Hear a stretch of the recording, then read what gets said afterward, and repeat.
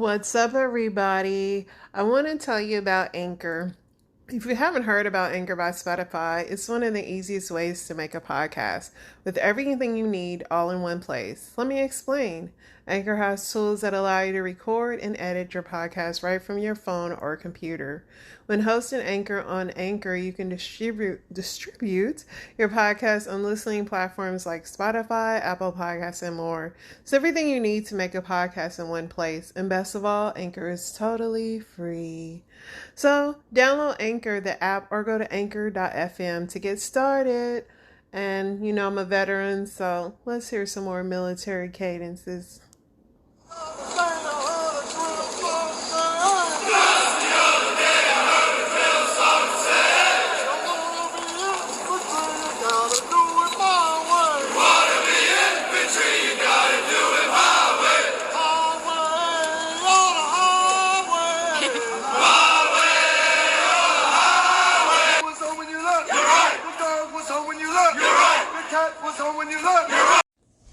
What's up, family? So let's get into some celebrity unheard stories, which these are stories I didn't even hear of. So I don't know if you know the actress Nia Long and the comedian some more. Well, Nia Long's been in a lot of movies, Boys in the Hood, like a lot of Martin movies, Ice Cube movies, Are We There Yet? And there's a comedian some more who was like in the Queens of Comedy. Well, I never knew they were sisters, like half sisters. I never knew that. Interesting. So let's get into the story and a little background about their sisterdom. More told why they're not close. Nia Long and Moore are both legends and have worked hard to build their name. But through all this, their fans had no idea that the two were actually sisters. Nia is now 51 years old and is a famous actress, while Sam Moore is 56 and also a famous actress and comedian. But their blood relation was only known to some that the two were actual sisters. It's quite confusing why Nia never really revealed anything about the matter and kept things to herself allegedly until recently, even though it was reported that Sam Moore made it clear that they don't get along. But finally, after 2 whole years, Nia has spoken up on this matter and told her fans that she indeed is Sam Moore's sister, according to reports.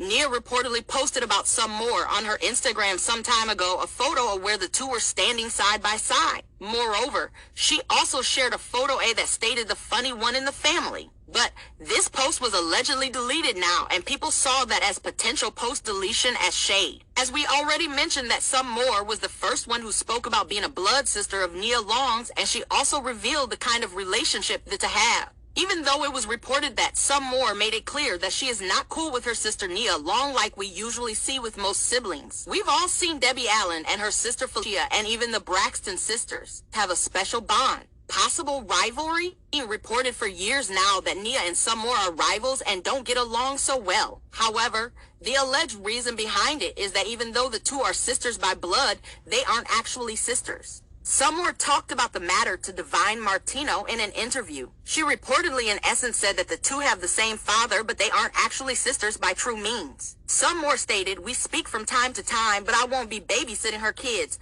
Sam Moore spilled the beans about how the sisters were raised separately, and that's why they don't share a sister-like bond, even though they catch up once in a while in public. According to sources, Sam Moore didn't initially reveal in any interview that Nia was her sister because she wanted to make her career all on her own without the help of her younger sister's flourishing career. However, now everyone knows about Sam Moore and Nia being sisters. An interviewer once asked Sam Moore that do people ask a lot about Nia from her, and her reply was very sarcastic and funny. She said that people don't really ask a lot about Nia, but most men that she meet have quite a crush on her younger sister. She even revealed that a lot of men have asked her to attend their family reunion just so they could meet Nia.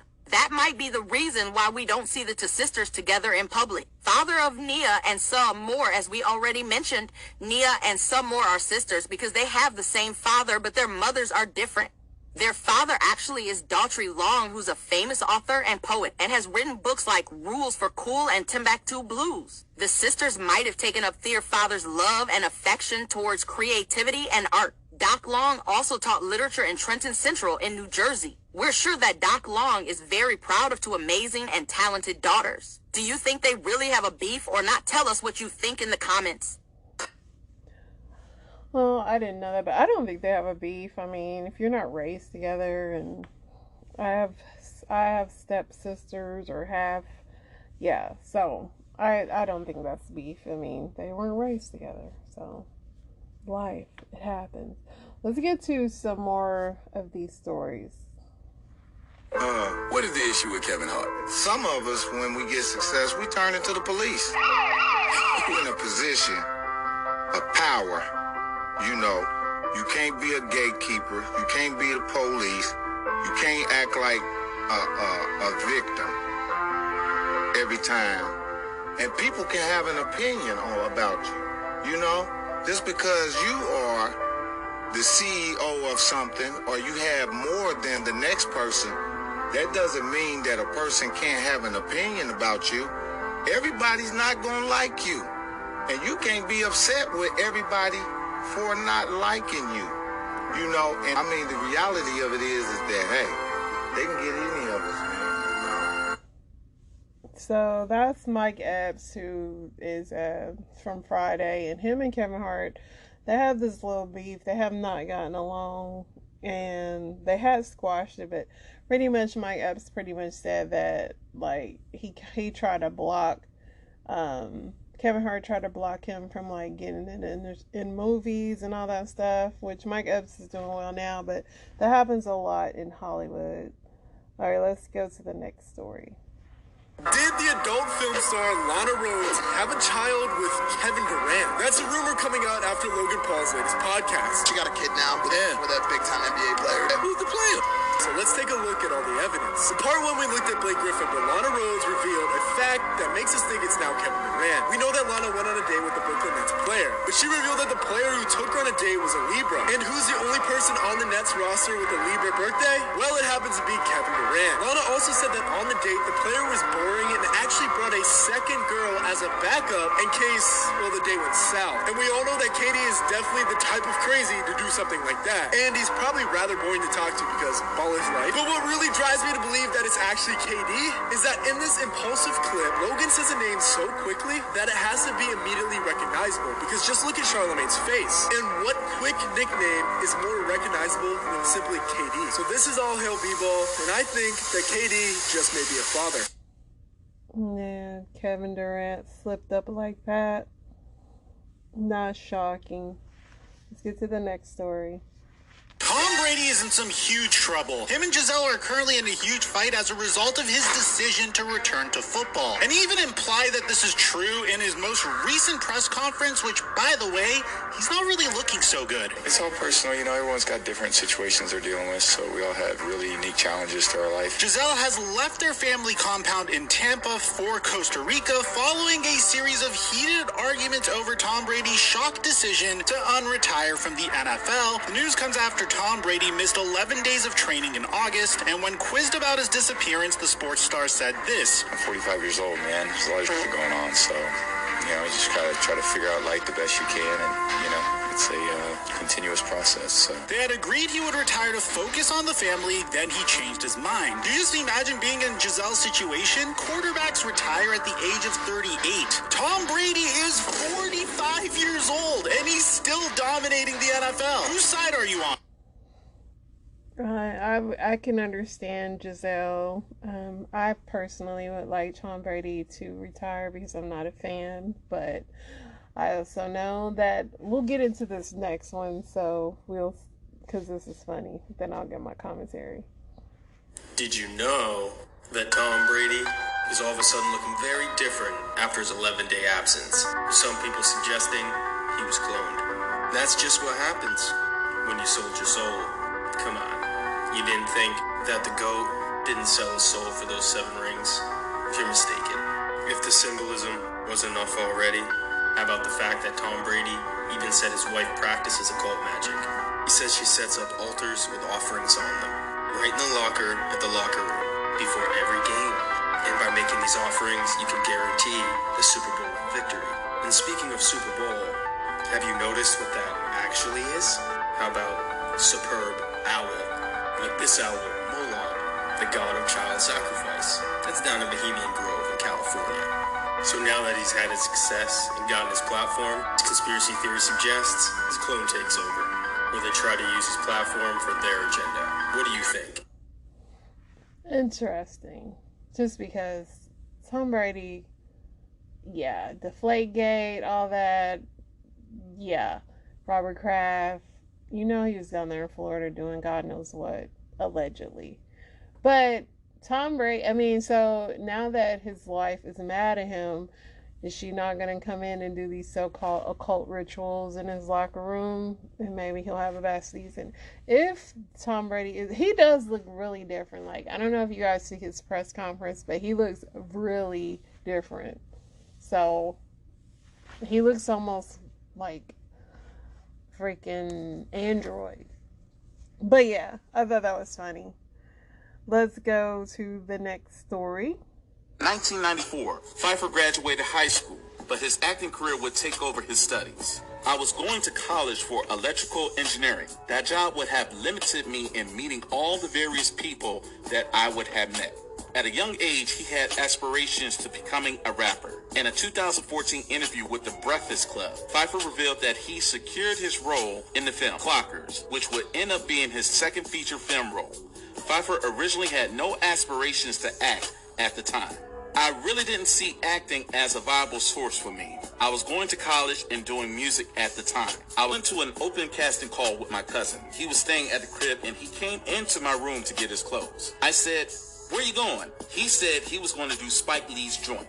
Bouncing back and forth between music videos and feature films, Pfeiffer's most notable roles in film include Soul Food, O, which is the recreation of Shakespeare's Othello, where Pfeiffer was the title character, Paid in Full, and 8 Mile.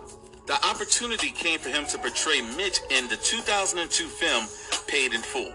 The movie is based on the real-life Harlem drug dealers A.Z. Faison, Rich Porter, and Alpo Martinez. Pfeiffer played the version of Porter and jumped at the chance to help tell the story that would represent his own city. Pfeiffer had made rounds in Hollywood with numbers of roles. He said he encountered racism along the way. He says he's been told by agents that filmmakers were specifically looking for white men for certain roles. It bothers you to a certain degree. I think any actor wants to work and portray different characters. When you know you're right, you feel right, and to be sort of passed over by someone. Pfeiffer believes African Americans in the film industry will face challenges. When asked about his dream role, he said he would love to play the role of Al Green in a biopic. Due to similar upbringing, but still was impactful, and his music is still relevant to this day. In 2014, Pfeiffer was reporting to having declared bankruptcy for the debt of $1.3 million, with his assets only totaling $67,000. According to the source at the time, Pfeiffer owed $1.2 million in taxes, $50,000 in legal costs, and $5,000 in unpaid child support. It is not clear if the back child support was for one or both of his children. He fathered 2 sons, one by ex-wife and high school high co-star Melinda Williams, and the other with former girlfriend Anya Sotra. In 2013, he tied the knot with his long-term girlfriend, Rishalette Barnes. That's what it's all about. When you're working and making money, that's all good. But there has to be something that provides substance. I think family is the backbone, the foundation that keeps me going. Since hitting the financial rough patch, he's been able to cure his troubles with businesses and, of course, his claim to fame, acting.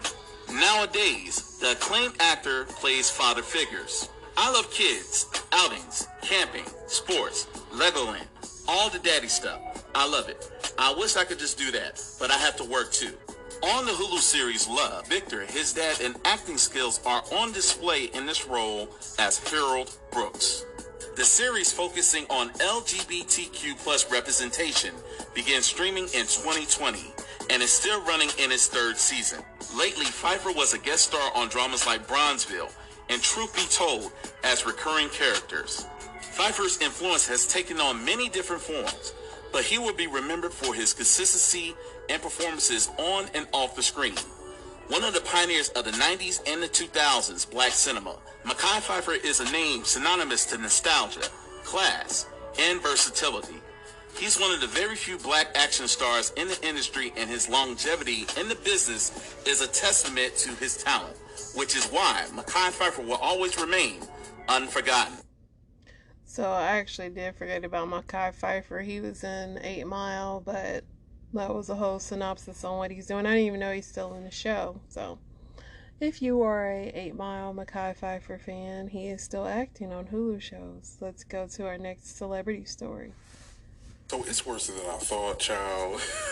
As y'all know, the baby cancels his arena concert in New Orleans after selling less than 500 tickets. The arena that he held the concert in could have held the capacity of 14,000 people. And the part that I didn't know was that some tickets were on sale for as low as $35. That's upsetting for him. I don't know what to feel, child. God don't like it. Let me stop, child. Tell me what you think in the comments. So yeah, the rapper DaBaby, he could not even sell out a 14,000 seat arena, which is not shocking. He's been in a lot of trouble, fights, and I thought he had a fan base, but he's even at some of his concerts has been physical with his fans. So I don't know if his fan base is not as strong as he thinks, clearly, because you have people that haven't put out music forever can still have a strong fan base. So yeah, let's get to our next celebrity story. Alex Jones has what seems to be an actual mental breakdown while he's in the middle of an interview, and he just goes insane, and you'll see how it ends. Do you feel responsible for what happened to the Sandy Hook families? Yes, I killed the children.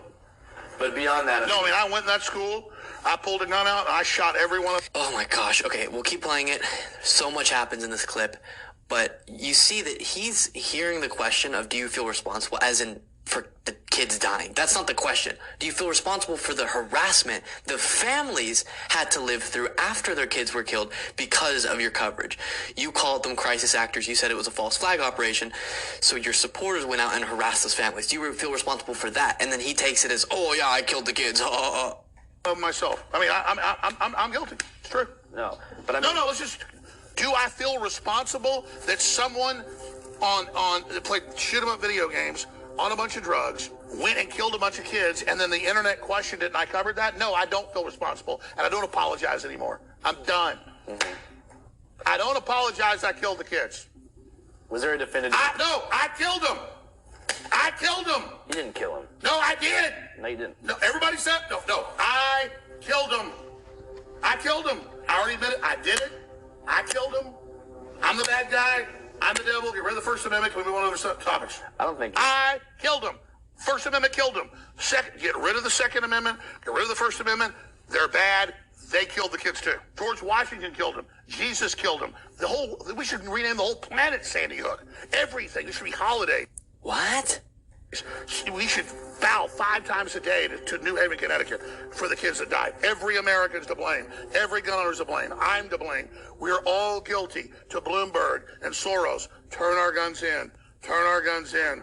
I know. I did it. I killed them. I killed them. I killed them. I know. What is happening? Them. So I'm done talking about it. Okay. I killed them. Okay. Can we talk about the trial at all? There's nothing to talk about. Let me tell you, I don't know if I can do this interview right now.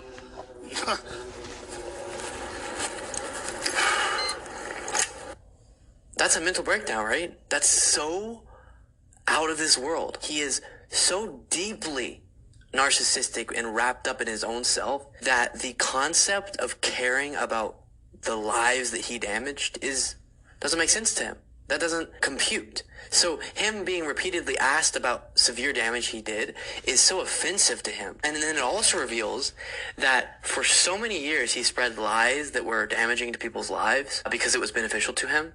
And he was never held accountable. And so now he's so off-put, offended, and disturbed by the fact that he's being held accountable. So I think that Alex Jones is having a mental breakdown because he's got to pay a lot of money to those families. So he's livid. He's always been kooky, but he's livid. And he's sore. He probably should have took a break from interviews because, he's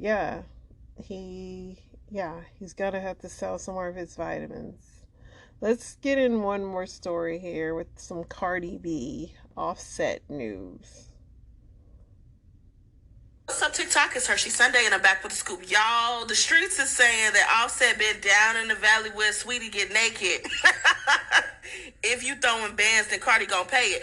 They've been saying that, Offset done had a little little Tootsie Roll, rendezvous, if you will, with Sweetie. So all of this apparently went down on the internet August 24th when Nicki Minaj's stylist Khalil came out swinging on Cardi B, basically saying that she's paying off the strippers for the alleged assault. When they was dropping down and getting an eagle on with her husband, honey, was saying that Saweetie and Offset was having a rendezvous, a fool-la-la, if you will. And Cardi B is denying it. Cardi B is saying that there's no receipts and he's lying, blase, blase. And I got this from lovebscott.com. But the streets are saying that no, because a few more sources are saying the same thing. They're saying that Khalil isn't the only one suggesting that Offset caused Migos split by the actual, I can't even say it because you know how the clock app do me, relationship with Saweetie, because apparently that's her site. They're saying that blogger Tasha K allegedly basically been saying that, Cardi needs to ask Offset how much punana did he take at John Wall's party last night. She wasn't there, but he was. And did Sweetie give back the anklet that Offset made for her out of the chain that he had? Now, I don't know who. It's a lot going on. Where's the truth, baby? This is a Monopoly game. We just rolling the dice on who telling the truth and who not. But y'all let me know what you think in the comment section. Like, share, and follow for more content. This is like the season of just airing the dirty laundry. Like, spring cleaning.